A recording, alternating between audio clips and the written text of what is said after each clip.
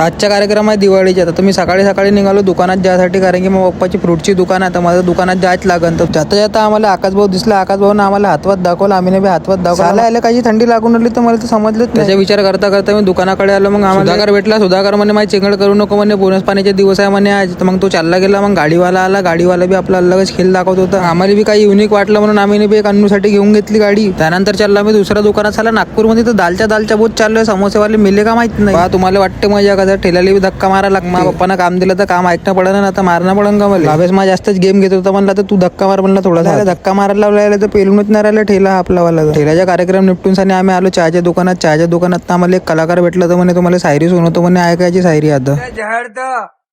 उन दोस्तों की दोस्ती में क्या है.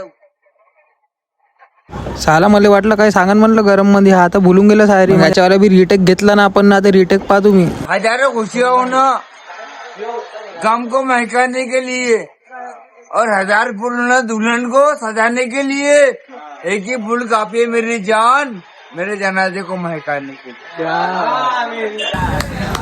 साला नशेमध्ये तर बोत होता, पण शायरी चांगली सुरू होऊन. दिवाळी आहे तर फटाके तर फुटूनच ना. तर मग फटाके तुम्हाला दाखवतो नेक्स्ट पार्ट मध्ये.